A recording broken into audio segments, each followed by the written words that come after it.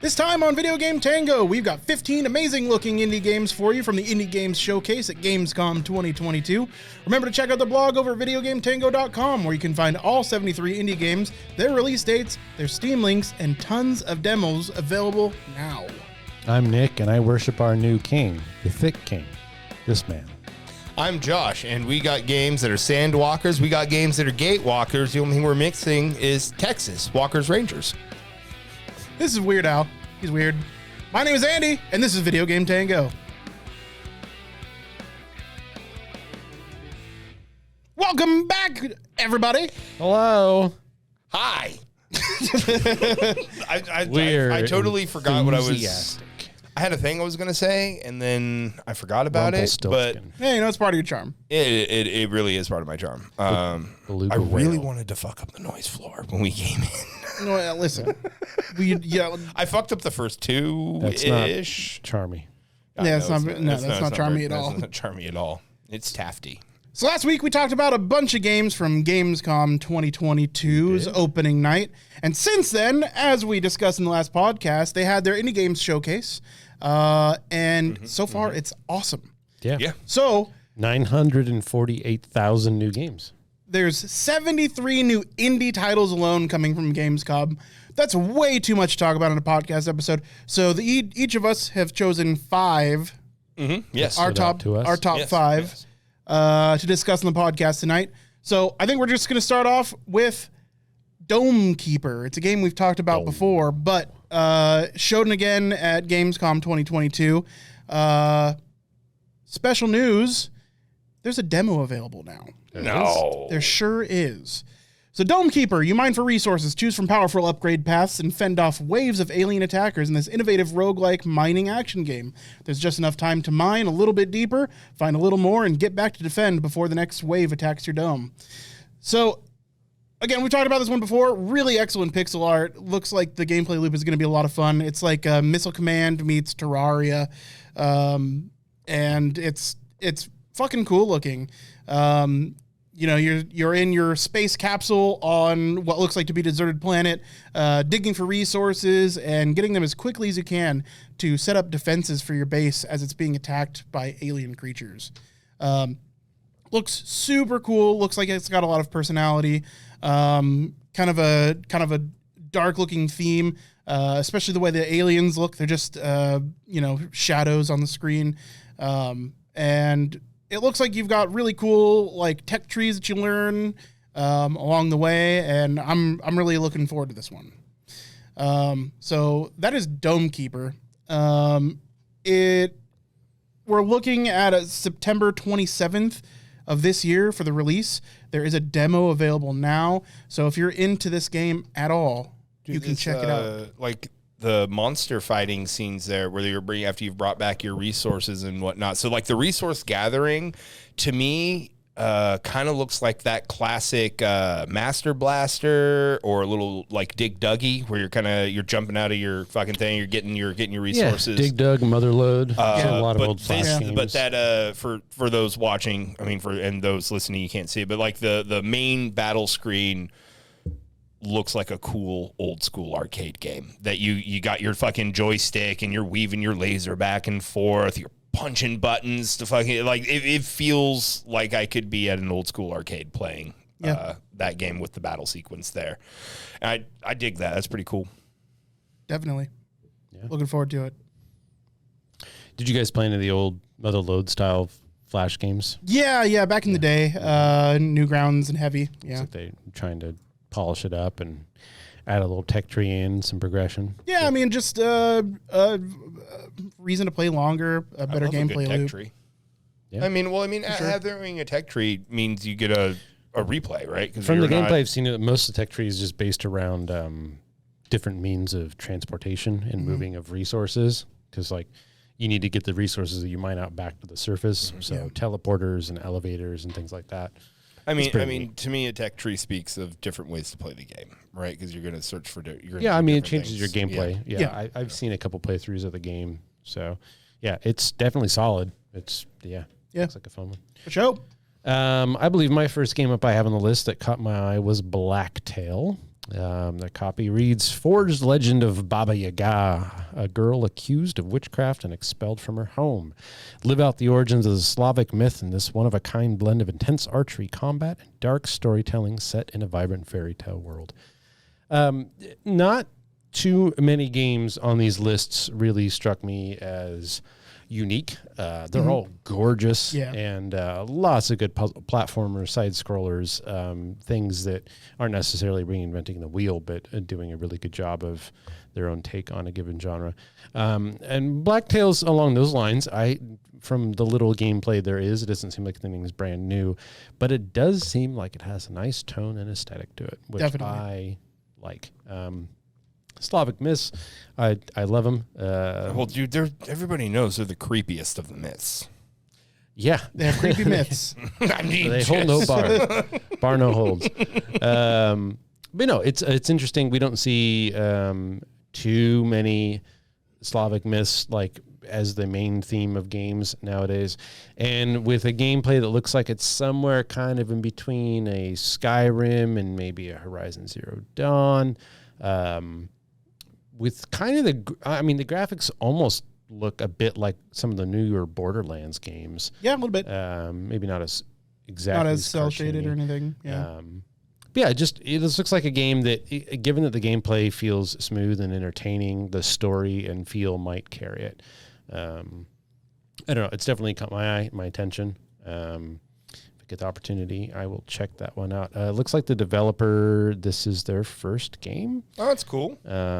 So, I mean, have nothing really to go off of. With The Witcher being really in the zeitgeist, being, Netflix is a super popular show, Polish myth. Like those style of myths, like Eastern Europe, those style of myths, and that's so like they're getting into they're trying to tap into that. I feel like the timing's right for something like that. So I dig that. I dig that. Yeah, plus Baba Yaga's creepy as fuck. If you look more into it, is on Steam. The developer is Parasite, Parasight. The dev was slated release date for the 15th of December, 2022. Something coming out this year. Something coming out at Q4, which is pretty rare for AAAs, so it's nice to have some indie games that might tide us over. For sure. Yeah. So my first offering this week is going to be Dredge. Do you play as a barge that dredges the beds? No. Well, I mean, kind of. You play as a fishing boat captain. Oh, you have with your trawler. Now, right away, the aesthetics of this game took me right back to Wind Waker. Just looking at it. Okay. Now, those just listening, and those watching, you unfortunately don't get to hear the fucking score of this because that's immediately what attracted my attention. Was the darkly subtle and creepy score that this game had. It literally made me pop up. I was like, oh, hey, what's going on here? Now, you're going to be zipping around the archipelago. There's over 125 different style of fish for you to catch. But as you can see, some of them creepy. Some of them are creepy. There's leviathans out there. But you're not just fishing. Well, I mean, you are fishing, but not just for fish. For secrets. I mean, you're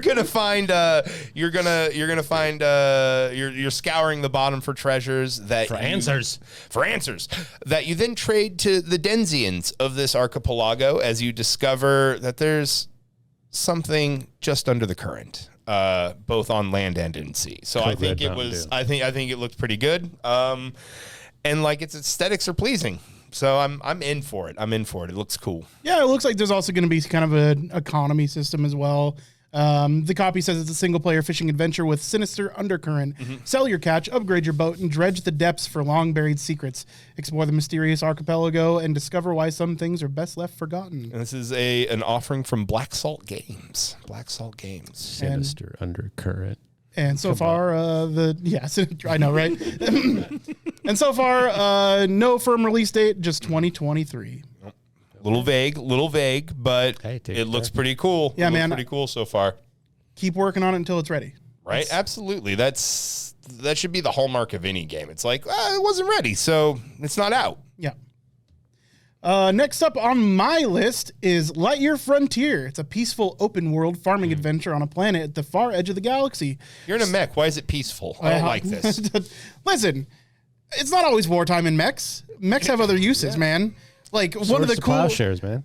Like think of the world's coolest mechs in history, right? Go back to Aliens. Come on.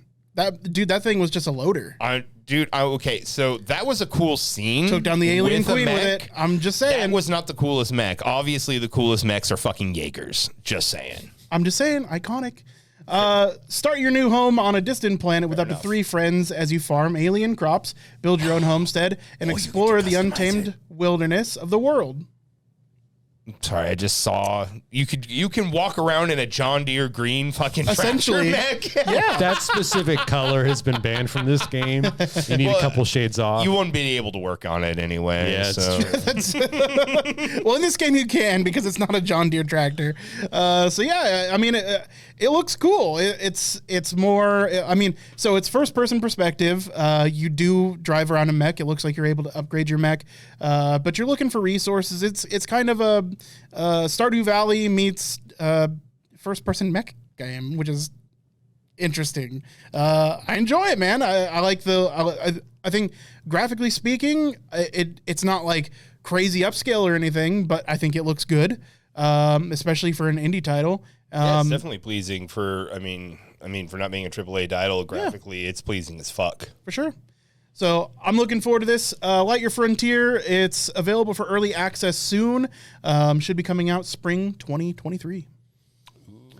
Tee up. Well, believe it or not, up next I have a JRPG. Oh.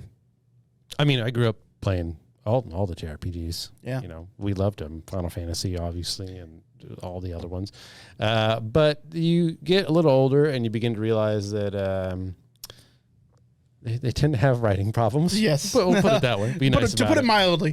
This one was on my list too. This is actually the first on my list. I am also very looking forward to this title. So one blessing that we have is that there are so many indie games whose look and graphics and aesthetic and feel and theme and everything is just brilliant, right? Just on point. And this is one of those games that the visuals look fantastic. I mean, I love good pixel art, and this is fantastic pixel art.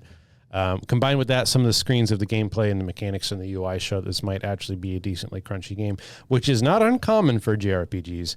But most crunchiness of JRPGs is crunch for crunch's sake, and it gets to the point where it's hard to even wrap your head around, like, I need 3 Pythagorean crystals to interflex my ×9 combo so that I increase my skill underwear by the rating of my shoes applied to my zodiac sign, right?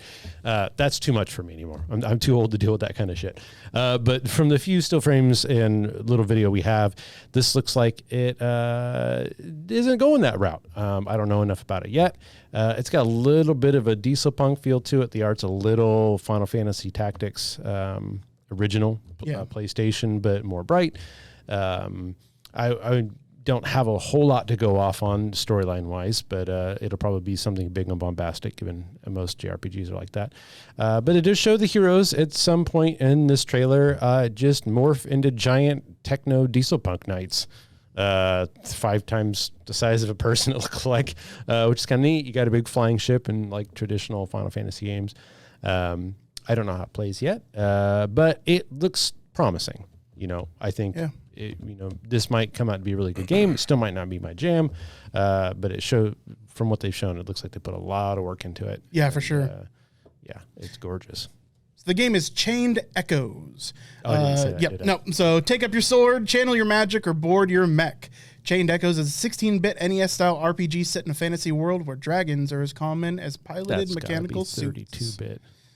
I know it's not 16-bit for sure. Yeah, it's definitely a little bit higher fidelity than 16-bit, unless they found a way to make a lot more bits into 16. There is a demo available now. Oh. It's slated for late fall or early winter of 2022. Available on Steam to play the demo right pretty now. Ooh. Okay. Now, speaking of playable demos, now actually, my game, the next one here, this is called Mira and the Legend of the Djinns. Now, this one actually jumped out at me initially because it was up in my noodle here, because we just went and watched a movie last night, 3,000 Years of Longing. I think we all enjoyed it pretty much. It's a little off topic there, but Genie is in the movie, a djinn, and so that was in my brain, and I saw it, and I started watching, and the art is epic. It's a 2D scroller. We got good pixel art. It is a Metroidvania. So, I mean, it is really stylized in those old school games. And I went and checked out their Kickstarter, and they listed off, Castlevania, Super Metroid, just a lot of good classic games is the inspiration for this. So that's really fucking cool. Now, this is from Little Knigget, or Little Night Games, is, to say it As properly. real people say. As real people say it. It's Little Night Games. Snail. Now, I started this one. This has a demo out right now on Steam. Now, the full game is still to be announced in 2023. No exact date, but between the personal zeitgeist of the djinn being up there and the beautiful fucking art on this game, I think it's a win. I'm getting, especially from the boss fights, major Mega Man X vibes. Yeah, me too. From the boss fights. I mean, that the platforming and level design looks much more Rogue Legacy-esque. And sorry to interrupt, but also the game is going to be leaning heavily on Moroccan mythology. Ooh, so okay. there is a real element to that in there. And so it's really cool to hopefully bring an underutilized mythology or an under-recognized mythology into a forefront if this game takes off here. Yeah. Cool. I hope he doesn't turn into fucking Goose and rate me, but I could go without ever having Zeus in the game again, right? Yeah. Absolutely. Absolutely. So this was another one that was on my list that, Josh took because he does that. But I'm huge into Metroidvanias. Nick, I think you're absolutely right. It looks so Mega Man to me. And Mega Man X is just like... That was our Mega Man. It was Mega Man X is something that I go back and play a couple times a year. Yeah. I fucking love that game. I love that series. I play X, X2, X3, despite their difficulty. So yeah, totally up my alley. I'm really looking forward to that game as well. I can't wait to check out the demo. Next up on my list is the Miasma Chronicles. Now, this is a little bit not Art stories? my wheelhouse. So normally I'm not huge into tactics games, but this is a tactics game that is also an adventure game.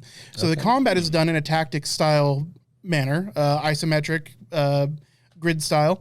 But it's also got a rich story, and the visuals are incredible.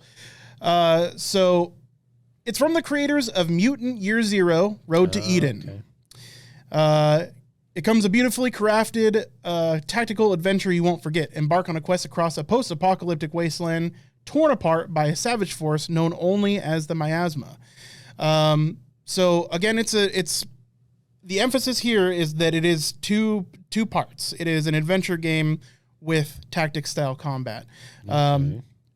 It's post-apocalyptic, but it also seems to have kind of a like Hell on Earth style graphic setting. And the look of it is awesome. From what we're seeing, just from the character trailer that we have here, is it looks like the game's got a lot of personality. There's two characters that they show off. The main character being Elvis and his buddy that I can't remember the name of. Not actually Costello. Elvis. Not actually Elvis. Costello or otherwise. But this little robot name buddy should be Costello. It really should. Oh my God! Please, Jesus. It's like Butte or something weird. God damn it! Yeah, I've sorry, never bud. wanted anything more than I wanted that, and they couldn't give it to me. But the little robot friend seems to be snarky. Diggs is the name of the robot friend. His voice lines are a little bit snarky. Okay. Yeah, and the game looks really cool. So while tactics style combat isn't always my jam, the fact that they're mixing two things with heavy emphasis on story, this might just kind of bring me into that zeitgeist. Yeah. It's got a little bit of 1 cup of Oh my God, I love it. Gears of War. His name's Mason and he lives in a jar. Redemption. You got your redemption. Thank you. Yeah. Way too that's on the nose exactly, name of the robot. That's Costello, exactly what I needed. Mason, the head in the jar. Yep. Mason the Head in the Jar is one of the playable characters of the game. Yeah. Yeah. It looks neat. It's nice to see what seems like its own IP. Yeah, for sure. Nothing stolen from anything else. Yeah, I'm not seeing anything. I mean, obviously, they're adventure games. There are tactics titles, but it looks very unique in its aesthetic and in its personality. So I It's appreciate a nice that. choice to take the 2 different genres and split them up like that. Yeah, I was gonna say, that's the new. That's the bit of new in there because generally you get the tactics game or the adventure game. Yeah. So with this, I like the idea that you're moving around and exploring, and then that's really cool. Yeah. I dig it. I dig it. Hopefully they did them well, because that's the thing. If you're going to combine the 2 things, you got to do them both well and make sure they're working together. Because otherwise, you've just done 2 shitty things. Yeah. You know, like. So I mean, I hope it works well together. That game was the Miasma Chronicles. It comes out to be determined in 2023. Okay. Well, my next game stood out for pretty much one reason and one reason only. It looks like a 4-player isometric action RPG that's co-op. And immediately I thought, like, the old D&D style game we used to play, Gauntlet Legends, that kind of game where it's like, top-down, darkish, you know, RPG where you get to play co-op with your friends, a.k.a. Valheim, V Rising, in its own kind of unique setting.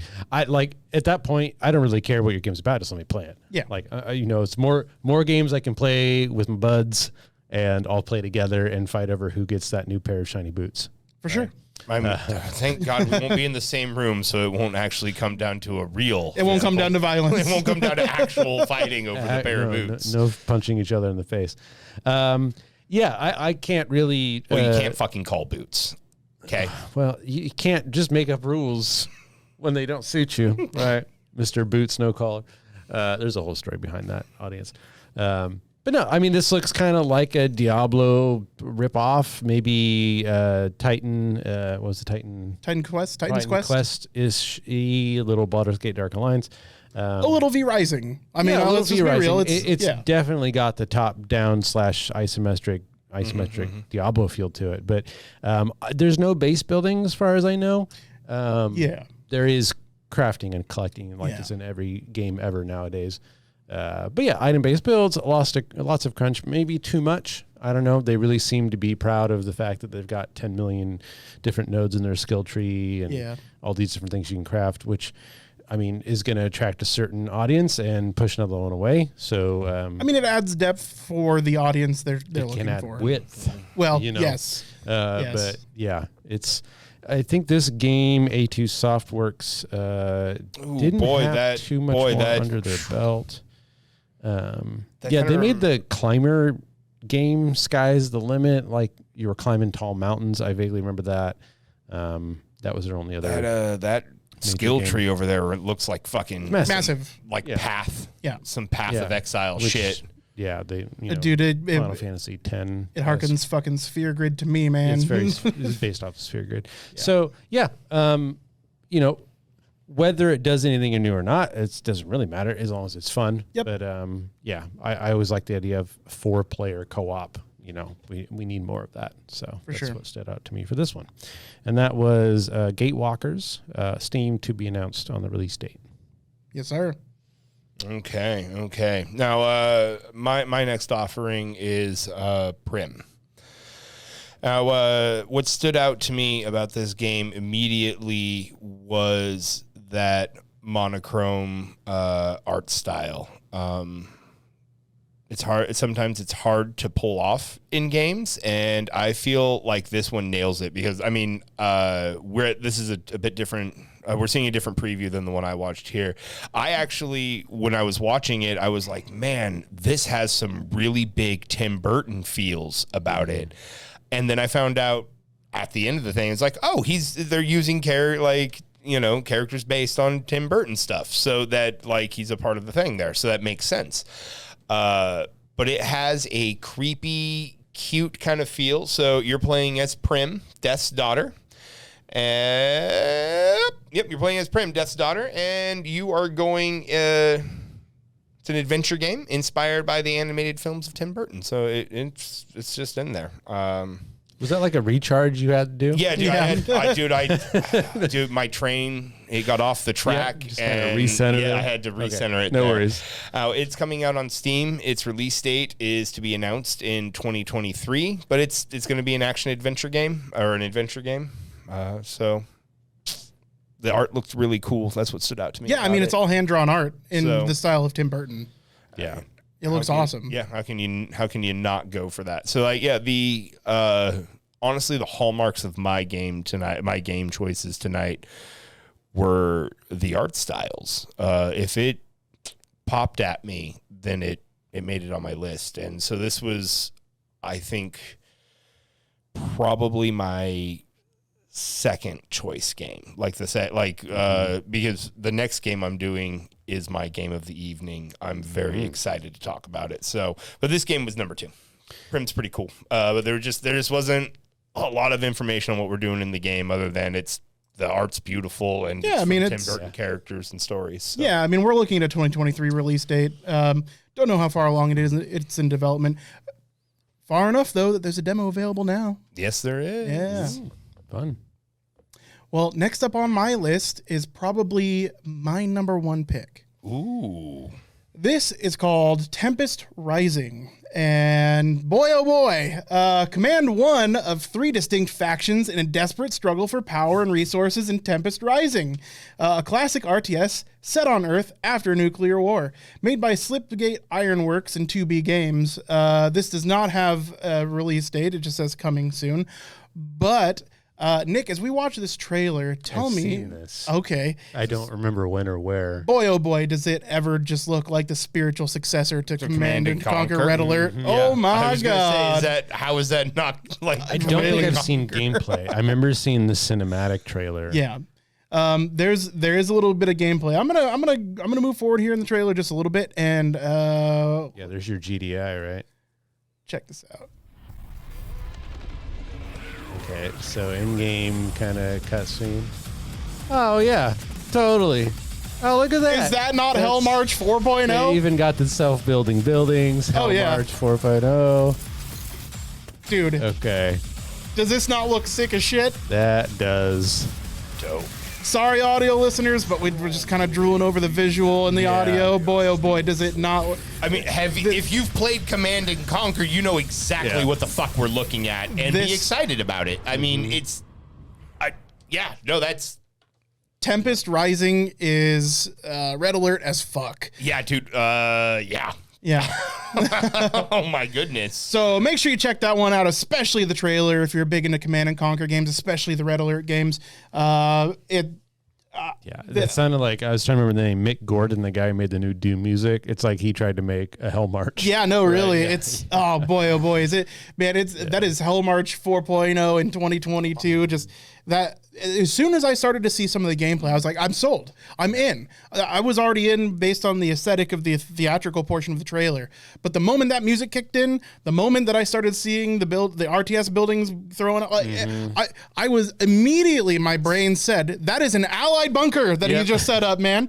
Childhood candy directly into my brain. Oh boy, I am so ready for this game. Because I only, I got heavy into PC gaming in the last year or two.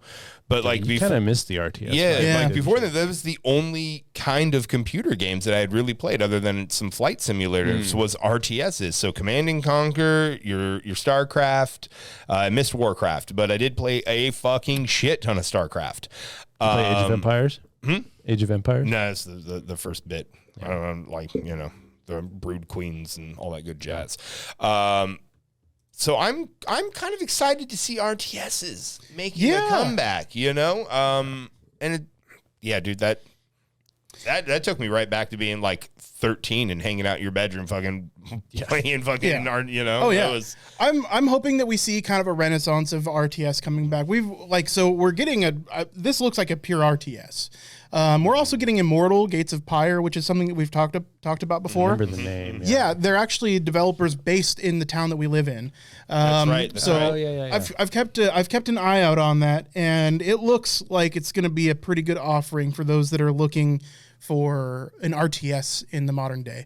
I'm really looking forward to Tempest Rising because it's been a long time since I got a good RTS. That I've played. I'm sure there have been plenty, but they missed me. And especially one that looks like it's themed just like our previous Red Alert games, which were my favorite part of the Command & Conquer franchise. It's right up my alley. The score sounds great so far. The gameplay that we see in the trailer looks like classic RTS fare. And for like the inability for me to go back and play Red Alert 2 has been it's been an itch. Yeah. There are workarounds to get it working on modern hardware, but they're iffy at best, lots of crashes and that kind of thing. So getting that flavor back in my life is something that I've been looking forward to for a long time, and this is it. Yeah. At least it feels like it. It certainly looked like it, man. There's a handful of YouTubers, Giant Grant Games, Party Elite, and Sherman that I watch that cover a lot of RTS games. Yeah.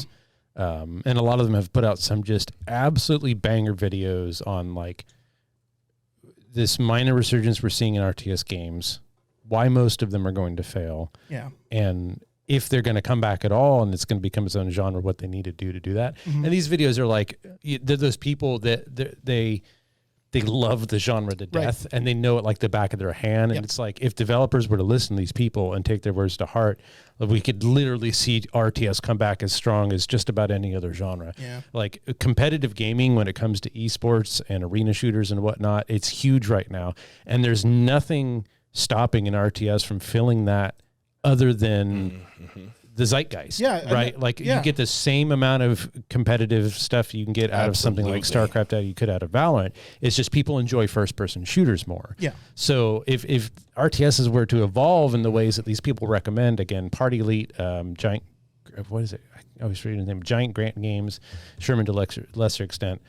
I highly recommend those channels. People watch chess matches. Yeah. Right? Yeah, totally. So a lot of people.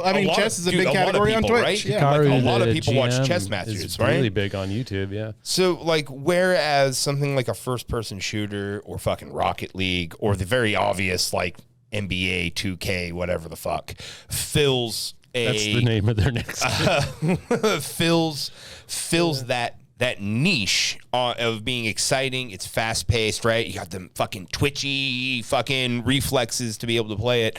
This is something that if I really like, oh my God, dude, my mind is expanding on this RTS. Like, dude, it's like you're gonna be sitting down to watch a chess match between two dudes who are mentally duking it out. It's not who has the fastest fucking reflexes in this one so much as and that's where a lot of it comes down to is people like to watch skill Twitch-based gaming right now. Yeah. And it's a modus that it's going to change, right? Yeah, eventually absolutely. that will not be, people are going to get over it. It's going to get boring and old, but that takes time, right? Yeah. And StarCraft 2 was the king of esports for a long time for a reason and continued to have strong viewership until the end. I mean, that was Blizzard ended the esports, not because of a lack of viewership. It was still massive here, massive in Korea. And I think that was Blizzard just killed the RTS genre in esports, unfortunately, because they pulled StarCraft 2 from esports. It met an early demise. I could happily talk about RTSs for a while, but we have a few more games to get through. We sure do. Yeah, sorry. No need to apologize. I'm untracking. It's a topic close to my heart. So more walking, more wandering. I talked about Gatewalkers. Next up, I have Sandwalkers. We're walking over here. There's a gate. There's some sand.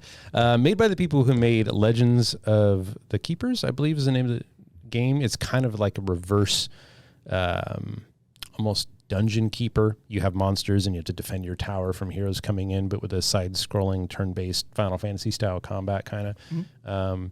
This one caught my eye again. Yeah, it's easy to know by its theme and its aesthetic.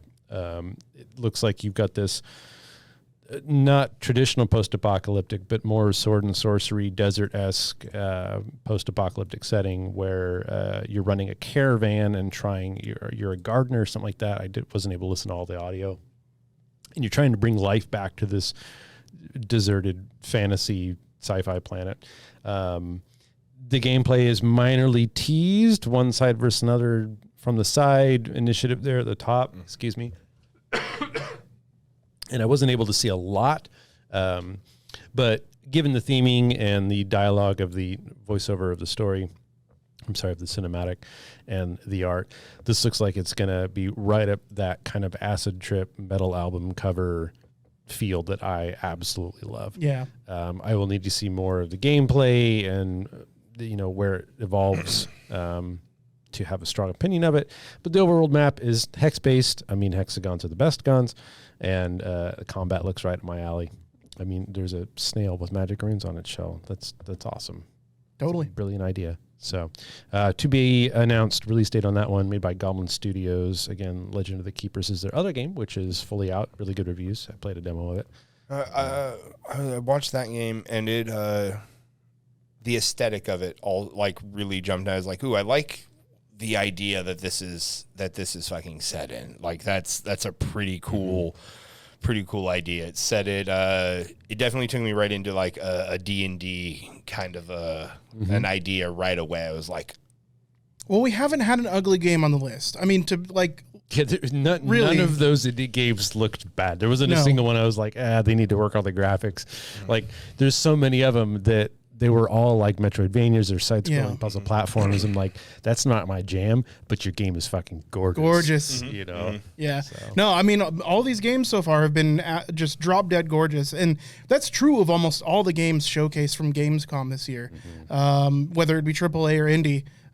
These games look fantastic. Like, people are very clearly taking some agency when it comes to their art. We're seeing a lot more hand-drawn art. With the power of the latest generation of consoles and graphics cards too, we're seeing a lot more innovation in graphics.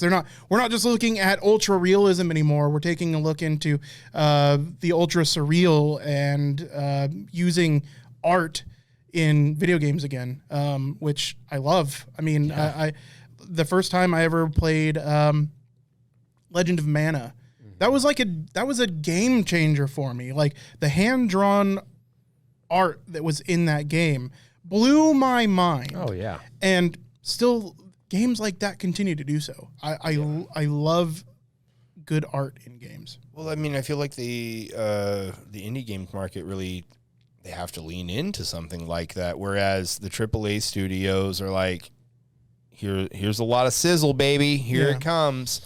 The indie games need to have stake. Like, if there's they don't have the sizzle, right? There's not. I mean, some of these are starting to become fair-sized companies and get, know, but indie games have to work harder to get noticed. They do. And they have to work harder for it. And so if the that means the content it has to be there. It's all like, so.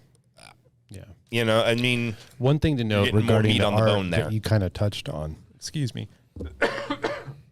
apologies, is that I want you to think of a AAA game right now that isn't using realistic, real-life-esque graphics. I mean, there isn't. I can't. They are there. I can't think of any right now, but God of War, Call of Duty, Assassin's Creed, Horizon, they are all competing and fighting to be the most realistic games, which makes them look fantastic. But what it means is that their theme and the genre of art they use and the style, and like we keep saying, aesthetic, is all similar. Yes. It has to be. Like, if you want a realistic looking human, you can't use the theme so much like Cuphead, for example. It will stand out way too much, right? So what indie games can get away with, these passion projects, is, like you were saying, they can blend the UI and UX into the graphics of the world, and everything can feel cohesive in its own unique way that we don't really get a lot in AAA games because they're all trying to be the most realistic looking thing out there. Yep. So I appreciate that about this round of Gamescom games. Definitely. So my next offering is my game of the evening, actually, as well in this rotation. It's Rosewater. It's a thrilling Western adventure, y'all. You know how I love my Westerns. Now, this one isn't so much weird as just a mystery. So we're going to be going back into the alternate 19th century world of Lamplight City. You're embarking on a harrowing journey across the frontier with Harley Ledger and her ragtag posse. You're going to be encountering bandits, rebels, visionaries, eccentrics, and many more friends and foes on your quest for fame and riches. Now, again, it was the art that jumped out at me, but then, guys, here's some finer details. All of these animations, hand-drawn. Yeah, I tell immediately. Hand-drawn animations. That's again, just on-point fucking art. And there's over 50 voice-acted characters. Oh, they got full voice acting? They have full voice acting for this. I mean, as if you were a fan, I'm just going to throw it out there, man. If you were a fan of Red Dead, this is going to be, now this isn't it's not Red Dead. It's not Red Dead, but I feel like it's very much in that Western, that spirit. Like, you might want to be taking a look at this game.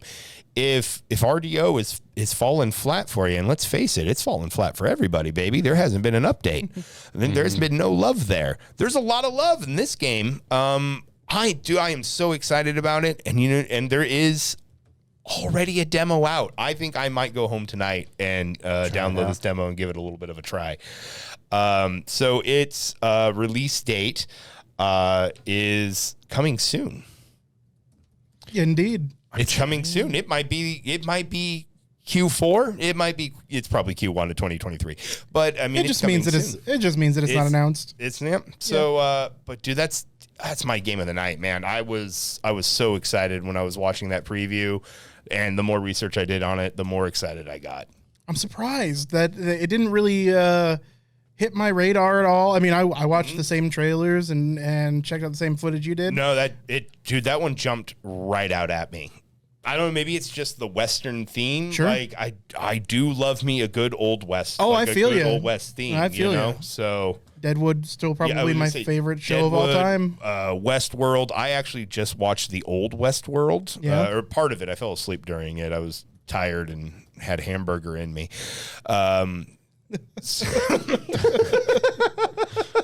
So I fell asleep, but I was watching the old Westworld just for kicks. So I do love a good Western story. For sure. I'm trying to remember. There was a game that came out around the PlayStation SNES era where he plays like a 9-year-old kid that gets sucked into this world. I tried to ask. Unknown Worlds or Amazing World or something. I can't remember. And it had the difficulty of Abe's Odyssey, kind of. That game is definitely like a point-and-click adventure game, and it reminds me of that same era right before they started switching to 3D stuff like Grim Fandango and whatnot. Of that, just absolute peak hand-drawn pixel graphics that you can imagine. Like, it doesn't really get much better than that. It reminds me of that spooky game with the weird Brimley cat we talked about the other week. Yeah, I'm not going to remember it. Yeah, that was more of a Lovecraftian British horror one. This is definitely a Western one. Now, you bring that game up, the one that we can't remember the name of, and it's going to be on the tip of my tongue for fucking ever. That's the game that I was trying to jog your memory for when we were talking about Dome Keeper last, because of the enemies that are in Dome Keeper.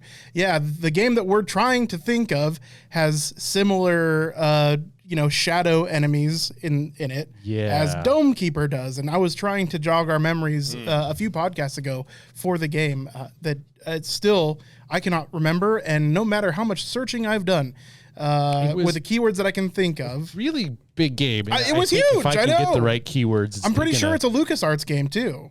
Like it's a big game. It might be. Yeah. It's just, but it was for like DOS. It was it was an older PC or x86 title, so it's an older code, but it checks out. That's right. Yeah. Well, while we're racking our memories to remember what the name of that game is, I've got another one on the docket. Oh, It's called The Siege and the Sandfox. This was originally my number one pick. That was my nickname in high school, the Sandfox. Originally was my number one pick until Tempest Rising happened. But it's a 2D stealth Metroidvania with parkour platforming. Explore the majestic palace and ancient prisons of a kingdom under siege. Don the mantle of the legendary Sandfox as you venture into the ruins below and discover the true threat from a sand-born evil. So it is kind of, just another Metroidvania, but good God, is it gorgeous. And also, yeah, that art is great. I'm extremely critical of Metroidvanias. I can't stand floaty jumping. I can't stand movement that doesn't feel seamless and fluid, because those are the main factors in a Metroidvania, and this seems to have it in spades. There needs to be another adjective, sir. This is a Metroidvania Assassin's Creed. Did you see some of the stealth moves? Well, yeah. Dude, there's literally going underneath the guy, sneaking up on the guy behind. So, this is a Metroidvania Assassin's Creed.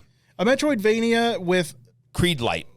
Correct. A Metroidvania Creed Light with stealth mechanics. I'm into. It's been done before, but if it's done well, it's just another mechanic that adds to a genre of video game that I love. So I'm looking forward to seeing how this one turns out. It is still to be announced in 2023. Again, that is The Siege and the Sandfox. Cool name. Okay. Yeah. Sandfox. Do I have any left? You sure do. I got the Wandering Village. Yes, you do. Walking and Wandering. Wandering Village has popped up a few of my indie YouTubers a few times. It is an interesting take on a genre that I know like the back of my hand. Colony management. So this is a colony management game. However, the whole colony takes place on the back of a giant wandering reptilian-like creature the size of a mountain. And interesting draw for me here was there's going to be some kind of symbiotic relationship between your colony and this giant tree brontosaurus thing that you're wandering on. The idea of your colony physically slowly moving around the world is kind of neat. I don't know how much that plays exactly into the game because I've only ever seen the first couple hours of gameplay a few different times. But they do tout on their webpage that the simulation does have some kind of relationship with the Colossus. It'd be neat to see something new, see how maybe like they're showing, it seems, weather affecting your colony based on where the creature is. Yeah. It moving, earthquakes wouldn't be necessarily earthquakes so much as creature quakes, but that could be a thing. And the graphics are interesting. They seem isometric, but it's almost like some of the buildings are a 2D render and it looks kind of flat, and it brings a kind of an interesting little charm to the it definitely does. I like the juxtaposition of two different art styles coexisting like that. Yeah. I almost put this game on my list, but from the little bit that was out there, I couldn't tell if let's call it the Colossus creature that your colony is. I couldn't tell if that was from the little bit that I saw, if it was just a theme. Like, it's like, here's a colony management game. That happens to take place on the thing there, right? Like, I didn't know if that was if that plays, the fact that you're on the moving creature plays a significant role in the game. Then I'm in. I'm in like Flynn, baby. But if it's just occurring on the back of that's cool, whatever. But it's it would just be lost potential. Yeah, exactly. But here, so you can even see it in this kind of more of a cinematic trailer more than anything. But I did watch a little bit of gameplay, and one of the neat things about it is in these types of city builders and city managers, you usually or oftentimes experience seasons. But because you're on the back of this Colossus, you're also experiencing totally different biomes, which I've never seen. Yeah. I've never seen before. So the fact that you could be in totally arid dry land versus beachfront versus deep forest could very well change the mechanics of your city. Okay, and I think that's really cool. I think that's a great idea. That is a good idea because, dude, with the games I play, I manage countries, and galactic empires. Yeah, it's a much smaller scale. Asking me to manage just a village seems, I mean, like there has to be something more than just the village. No, I need to play that. Okay. I really do need to play that. But when your village is in the Alps on Wednesday and in the Amazon on Monday, that could get you fucked up. Yeah. That could get you fucked up. I think that's a neat concept. Yeah. We will see. Yeah. Now, I also have one more. Oh. I do. This one's called The Unliving. Bum, bum, bum, bum, bum. Now, again, immediately, what's like jumped right the fuck out at me, besides like the creepy voiceover stuff, was the beautiful fucking pixel art on this. Oh my goodness. Now, the other thing that I thought was really cool about this undead game, because you play as a necromancer and you're coming back, and so obviously you're using necromancy because it's the hallmark of the game here. Mm-hmm. But each fucking guy that you fucking raise up has different fucking powers, and they have different powers when they die. So it's a very you gotta be. I'm having a fucking total brain fart. Well, I mean, no, tactical. There, thank you. Goodness gracious. Good Lord, Josh, smoke another joint. So, I mean, you got to be real tactical, like in picking when your minions die. And so, like, I don't know. It seemed like a really fun game. I liked the art. I liked the slash and kill undead style. Now, the best part though, there's a demo out right now. You can go and play it and go and have fun. Do you want to know what the even best part is? It's free. No, I mean, besides the demo, free, yes. This game comes out October 31st, y'all. Oh, Halloween. Sure does. Right in time for Halloween. Mm-hmm. So, I mean, go take your kids trick-or-treating. Yeah. Or get them drunk on candy. Or stay in and play The Unliving. Mm-hmm. Mm-hmm. Or don't have kids. Stay in, play The Unliving. There you go. I want to go right back to the Wandering Village real quick because we didn't mention something, and that is that early access is available soon, and it should be available this coming month of September. Oh, yeah. Okay, cool. So you might be able to play it real soon. Just a few months ago when I watched some gameplay of it, so I figured it was going to be another year or so, but cool. Also, side note, the game we were thinking of was Another World. Thank you. That's the name of the game. I do have a honorable mention. It didn't make my list, but it is an honorable mention. It gets the award for the most Japanese game of the expo, and that is Proto Corgi. Proto Corgi, yes. Proto Corgi. Very enjoyable trailer. Yeah, definitely. Proto Corgi honestly looks like a blast. It does. That's a very good honorable mention. That is my honorable mention of the evening is Proto Corgi. So I do want to go over a few things real quick before we wrap up. There are a lot of demos available for the games, not just what we talked about, but the full curated list that I'm going to have on videogametango.com. So make sure you go to videogametango.com, check out the blog. I'll have the full list of games that not only what we talked about, but all of the indie titles that were announced or shown at Gamescom 2022. Andy's a boss. I just spent 11 hours doing that today. Mm-hmm. So I did that for you. It's guys. true. I did it for you. Don't let all that good work go to waste. Go in there, check it out. Like you said, there's so many games we literally just had to pick. We had to pick our top fives. Had to. So please don't let all that good work go to waste. Go check it out. So real quick, I want to give you a quick list of games that have demos available on Steam now. So A Space for the Unbound demo is available. We've got, I just totally lost my list. Give me 1 second because this is happening live. We've got Astraliba Revision. We've got Astria, Six-Sided Oracles. We've got Back to the Dawn. We have plenty more. Check it out on videogametango.com because my list got fucked up. So just want to throw those out there.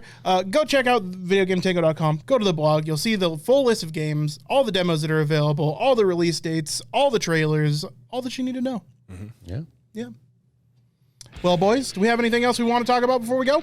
My back is sweaty. Yeah, mine too. Let's go take care of that. Oh, one other thing.